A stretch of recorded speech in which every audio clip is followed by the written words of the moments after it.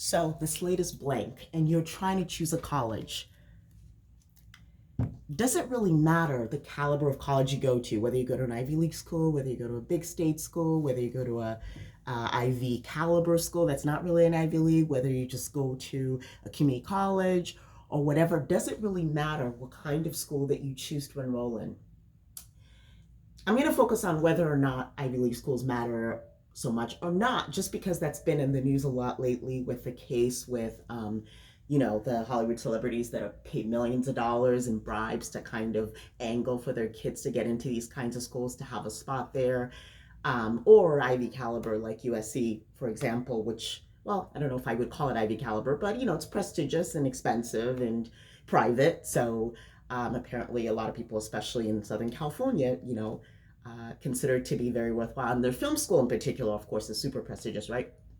So the question is, does it really matter whether you go to one of these schools or not?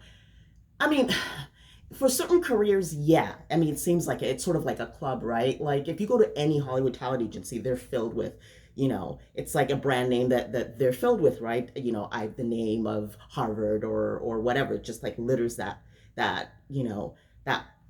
aspect of career, that part of society, right? So in certain angles, in certain areas, yes. In other areas, not so much. As far as being a successful business person or being, good at being what it is you do, of course it doesn't matter. You can, acquire the same knowledge in a variety of places. It doesn't matter at all. And maybe other colleges are more fun anyway, because it's not as, you're not confined with people who are all super competitive. For example, you pick any Ivy League school, right? Everybody there graduated in the top 10% of their high school class. Maybe everybody there graduated in the top 5% or 1% of their high school class, right? So it's like you put all those people together and it's kind of like, although to be fair, it's not necessarily super competitive. They can be very supportive of each other too, because everybody is in awe of one another. I personally, I attended, what you would call obviously an Ivy League school, which is Cornell University, right, in Ithaca, New York. Woo woo. And I like my experience there. My first year, what my experience, in freshman dorm was a lot of mutual support, a lot of people treating one another as if they were, in awe of one another and full of respect and supportiveness. There was competitiveness too, but it wasn't destructive. I felt like it was more kind of, everybody felt like everybody had to have done something to get here. So, in that environment, I felt like there was a sense of like, well, you had to have done something and to be there. So there was an instant willingness to be, mutually supportive and really find each other interesting, as opposed to like, I mean, of course, there's still like caring about who's like, super good at this or super good at that, but still kind of like, a lot of mutual support. So back to the issue. As far as like, does it really matter as far as you being able to be successful or not? It doesn't matter at all. You can go to a state school and of course, and get a lot of similar knowledge. Are the professors at Ivy League school more special than professors at state school? I mean, a lot of the big research universities, like University of any big research university, I don't want to favor any particular state. A lot, and in a lot of cases, no, it doesn't matter. But in some cases, the Ivy League school professors, they're kind of like on the forefront or at the edge of like whatever's going on latest in society. For example, in my international relations class, we had a professor there who he's at University of Maryland now, so he's kind of at a bigger institution now. Maybe he's not even there anymore. But the point is that he was, while the whole about the all this stuff was going on in the Middle East while I was in college, he was like talking to, you know, the news all the time about it and talking to all the power players in government about it and would come to class and share all that stuff with us. And it just felt like being in the front seat of something really exciting. So there's a certain pizzazz to them, and there's a certain sort of forefront of things that it seems like, these universities are on, and that, people who attend them get to be in the front row seat too, for example. But in a lot of cases, as far as the practicality of being able to get anything done, it really does not matter. And so I wouldn't, if you get into, your local university and your state, you be excited, just focus more on making something out of yourself that you think that you're supposed to be. And I mean, on your resume, does it always entertain people? Is it always a subject of conversation? Yes, everybody always brings up, for the most part, if they see an Ivy League like Cornell, Dartmouth, Harvard, whatever. Not especially if in an area where there are not too many of them. So, for example, Ivy League schools are really common on the streets of New York City. There are many of them walking the streets, right? Because they're on the East Coast. Most of them are on that side of the country, so more of their graduates are over there. So it's not like, I guess maybe it's not as like surprising there to come across one. So it's not really that prestigious then for that, I would say. For example, I think that if you're out west in California or other states, I think that it's more impressive then because they're not everywhere as much. I've come across people who say, oh, I've never met an Ivy League person before, which I thought, oh, all right, but you'll get more of that if you're in a part of the country where they're not as located, just because people don't know about it as much. If it's not around you, if it's not within like 300 miles of you, why would you apply there? It's more practical to choose, the colleges that are around you. But sometimes that's helpful too in trying to get into them. So somebody who's applying to,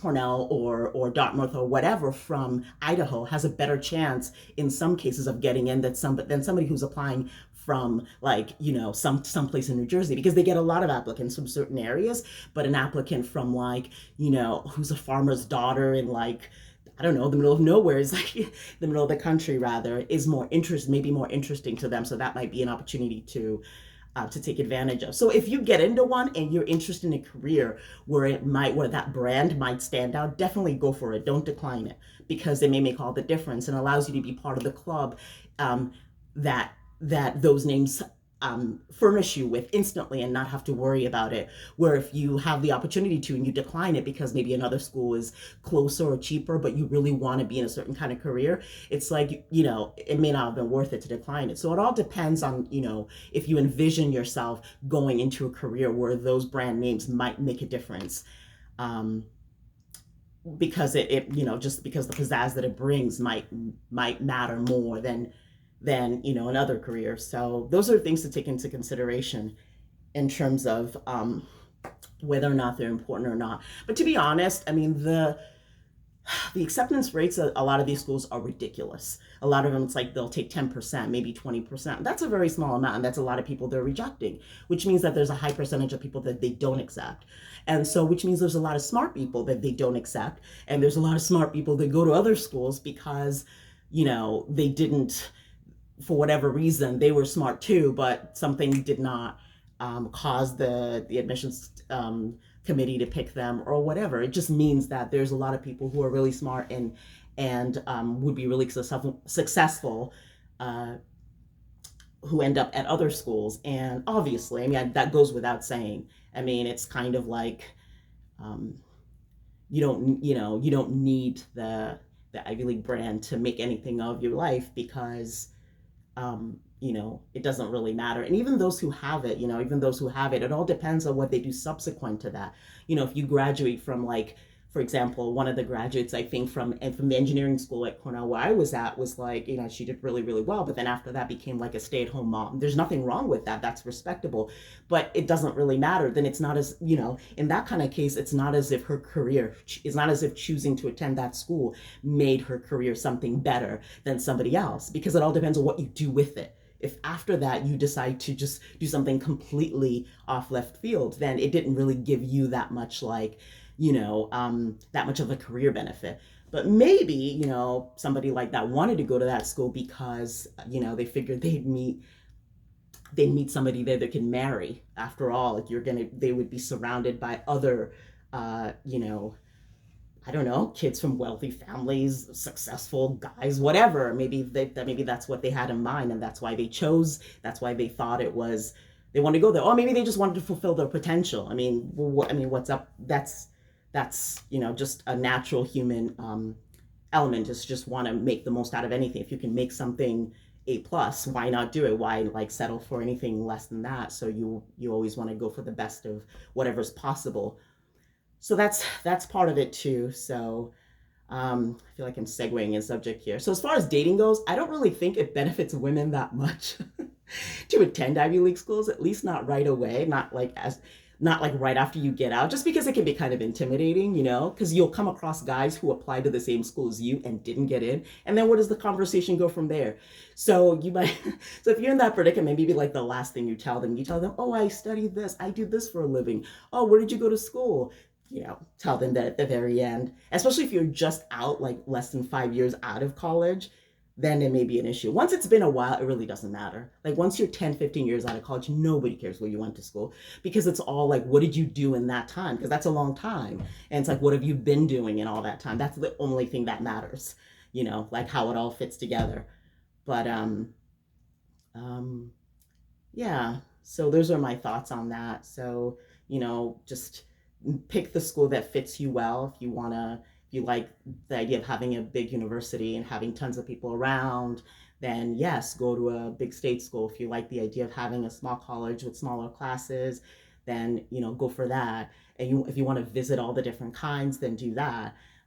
So just, you know, evaluate the options based on your personality, and not like a notion that you need a particular tag name or brand. Consider you're going to be there for 4 or more years of your life.